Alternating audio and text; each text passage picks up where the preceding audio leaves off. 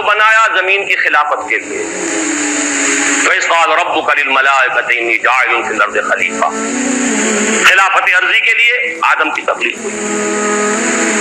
2 چیزیں دی گئیں آدم کو. ایک کا ذکر اس رکوع کے شروع میں ہے, ایک کا آخر میں.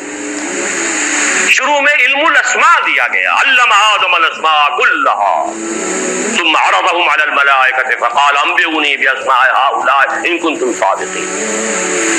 ایک علم تو آدم کو دے دیا گیا, علامہ دے دیا گیا, فعل ماضی ہے, ماضی مطلق ہے, دے دیا گیا. ایک علم کے بارے میں فرمایا وہ آتا رہے گا تمہارے پاس وقتاً فوقتاً.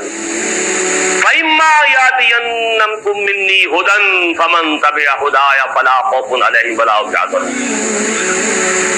سورہ بقرہ کے 4 رکوع کے آخری میں ہے نا. یہ علم تو دے دیا تمہیں. ایک علم ہے علم ہدایت, وہ وقفاً وقفے سے وقتاً فوقتاً آتا رہے. فَإِمَّا يَأْتِيَنَّكُم مِّنِّي هُدًى فَمَن تَبِعَ هُدَايَ, تو جو میری ہدایت کی پیروی کرے گا فَلَا خَوْفٌ عَلَيْهِمْ وَلَا هُمْ يَحْزَنُونَ وَالَّذِينَ كَفَرُوا وَكَذَّبُوا بِآيَاتِنَا أُولَٰئِكَ أَصْحَابُ النَّارِ هُمْ فِيهَا خَالِدُونَ. 2 چیزیں دی تھی. علم اسماء جو آدم کو دے دیا گیا وہی ہے جو آدم کی نسل کے اندر ایک تناور درخت بن کر یہ فزیکل سائنس اور ٹیکنالوجی کی شکل اختیار کر چکا ہے. اس کو اچھی طرح سمجھ لیجئے بات کو. آم کی گٹھلی میں پورا آم ہوتا ہے کہ نہیں؟ آم کا درخت کہاں سے وجود میں آتا ہے؟ گٹھلی سے. باہر سے تو صرف پانی گیا تھا گٹھلی کے اندر. 2 پتیاں کہاں سے نکلی؟ اس کی ابتدائی غذا بھی اس گٹھلی کے اندر موجود ہے. بعد میں پانی جو ہے وہ مختلف منرلز دے کر اندر جاتا رہا, اوپر سے جو ہے آکسیجن ملتی رہی. آم کا درخت پورا کا پورا گٹھلی میں تھا, لیکن آم کی گٹھلی کو آم کا درخت بننے میں کتنے سال لگتے ہیں؟ چلیے 10 سال لگے. آدم کو پورا علم دے دیا گیا, اس کی ایکسفولیشن, اس کا ظہور, اس کا بروز یہ ہوا ہے ان 10,000 سالوں کے اندر. وہ درخت اب تناور درخت بن گیا ہے. اصلها ثابت وفرعها فی السماء. اس کی شاخیں آسمان سے باتیں کر رہی ہیں. عروج آدم خاکی سے انجم سہمے جاتے ہیں کہ یہ ٹوٹا ہوا تارا مہ کامل نہ بن جائے.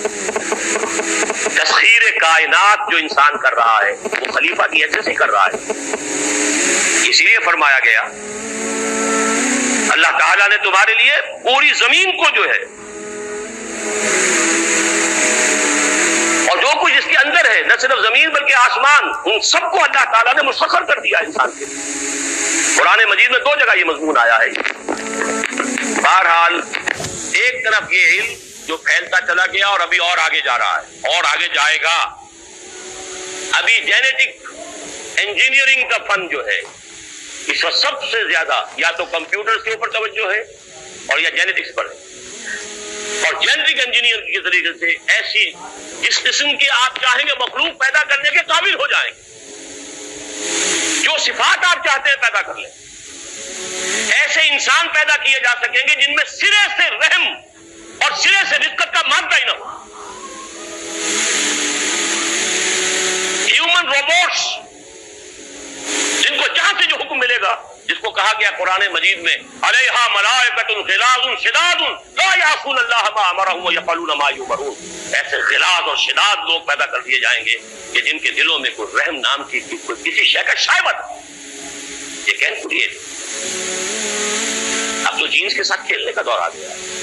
دیکھیے اب نوٹ کیجئے, یہ علم اگر بڑھتا چلا جاتا جیسا کہ بڑھتا چلا گیا, لیکن ساتھ ہی یہ علم جو آتا رہا اس کی پیروی جاری رہتی تو کوئی خرابی نہیں.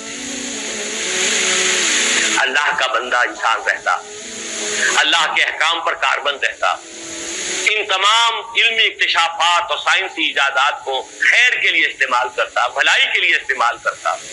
اگر تو یہ دونوں آنکھیں کھلی رہتی تو کوئی خرابی نہیں. آج سے 400 سال پہلے انسان نے ایک آنکھ بند کر دی. مذہب سے کوئی سروکار نہیں, کوئی تعلق. ایک آنکھ بند, دوسری آنکھ چوپٹ. یہی یک چشمی تہذیب ہے, یہی دجالی تہذیب ہے, جو کانی تہذیب ہے, جس کی ایک آنکھ ہے دو نہیں. دجالی تہذیب جس نے کائنات ہی کو اصل شے قرار دیا ہے. خالق کو چھوڑو، جو ہوگا کوئی پیدا کرنے والا ہے یا نہیں ہے، چھوڑو، دفع کرو. یہ دنیا تو ہے نا، اسے مسخر کرو.